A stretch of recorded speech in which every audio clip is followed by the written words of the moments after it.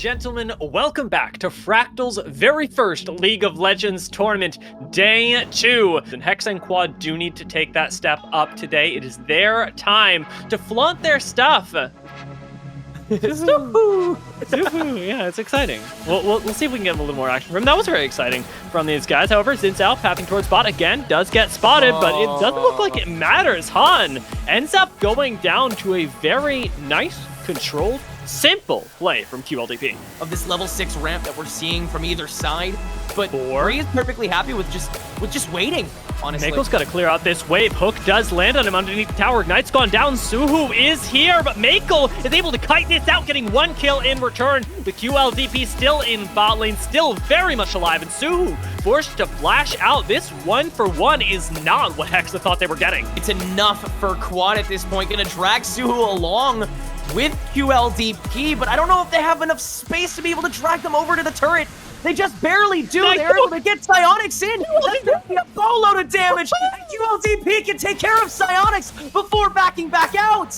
Okay, this support's kind of nuts, actually. Street might end up regretting that, especially if Griffith can't end this. And with Laurel back on the way here, along with Suhu, everybody's split up.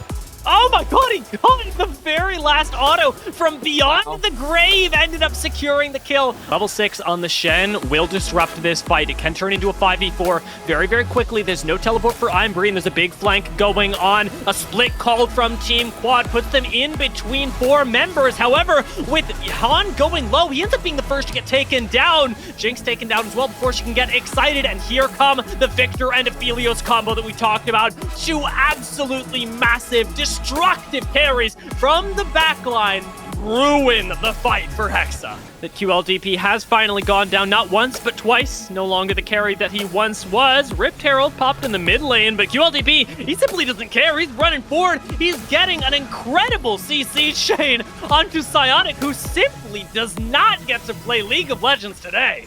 15 HP left on the LeBlanc, by the way. 15 HP on Suhu. Type 5, maybe going a little bit lower. Needs the Moonlight Vigil under the tower. Straight up ult from QLDP and the hook as well. Mako Gale forces forward to get this kill, and though it takes a long time, it is absolutely worth it. And the problem is, we've got some action going on in the mid lane with the tower already destroyed. It's going to be Quad looking for their second in this mid lane, and it will be the crash of the tower. It will be the tier 2 falling, and this game is very rapidly getting out of hand for Hexa, who have fallen behind almost 5,000 gold and lose another Rift Herald charge.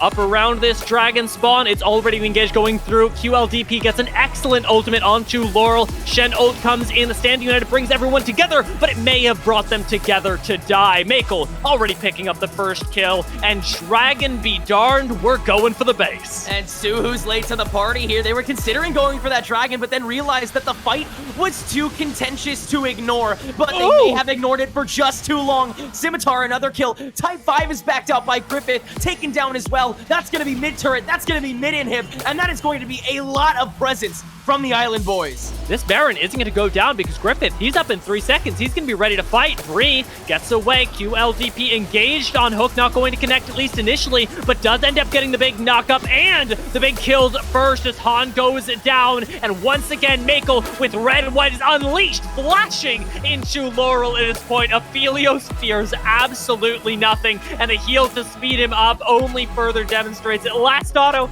not quite going to connect, and he may very well have won the game for his team.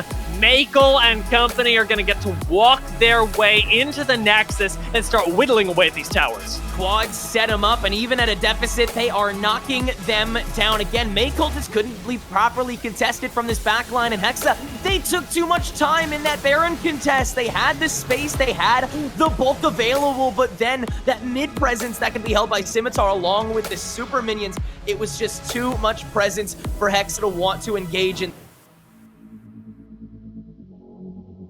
It is. QLDP finally sees it and flashes away. 4 members still in the area, so it is risky, but the flash from Han catches QLDP. No flash on this Nautilus. Heal expended, and the tornado comes out to secure first blood for Laurel. Yeah, but the flash is gone again, so a lot of resources are already getting expended, and Griffith recognizes that. They're going to try and move in on this turn immediately. There goes Laurel, and Han is soon to follow right after, and just like that, Quad has taken up the bigger number, but not for long, as the turret will be able to finish off Griffith, and Psyonix is on the way back to try and take advantage of what little health Makel and QLDP have left. This is already so much fun to watch in this bot lane. Quad taking a small step back early on. There's a gold advantage available for Hexa. They could make it all happen right now with a nice fight. Level 6s are hit. Knockup should be available very soon. Suhu still has the tornado, throws it out towards Makel, but doesn't find him. Instead, Ignite's gone down, and Makel still very much alive, is duking it out as Type 5 and Rune Scimitar do the exact same thing. And Rune Scimitar may actually go down. 2 more autos would do it. We tune back down into the bot lane. Makel still very much alive, and I don't believe any kills on either side, but the Dragon went over to Quad after all of that. At a disadvantage for so much of this game, and yet they still exude so much confidence and get away with it because Quad's not expecting it. Griffith gets converted on. He doesn't expect 3 members of Hexa to walk up this far, take this much space, and do this much damage, but that's exactly what they do. That's exactly what they accomplish.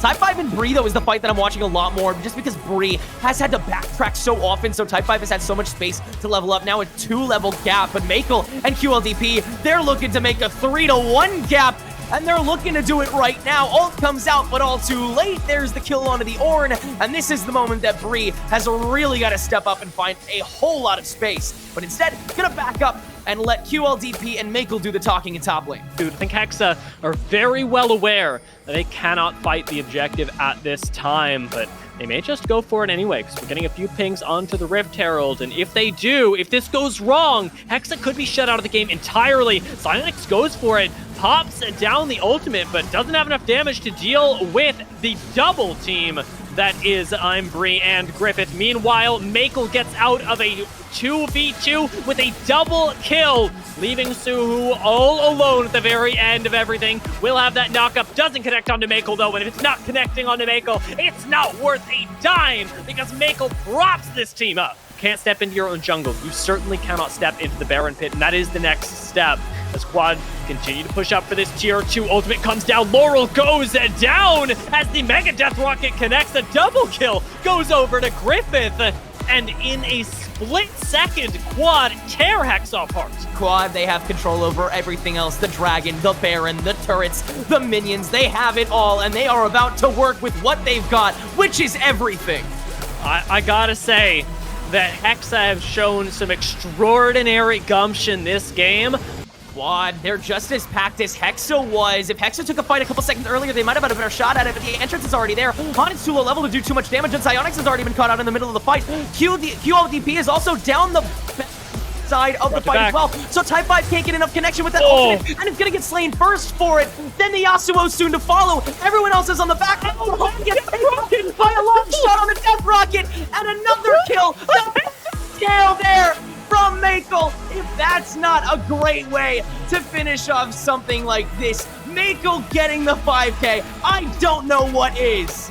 It's unbelievable to watch it happen on the stage in front of us, but if anybody was going to do it, Makel was going to do it. Team Quad now ceremoniously get to walk their super minions into the base, get to send themselves into the grand finals for Fractal's very first League of Legends tournament on the back of a 2-0. This is one of the most dominant teams that we've seen, and they are sending themselves forward with a promise that they will continue to dominate. Quad, they took every step, every advantage, and they used it to their absolute fullest.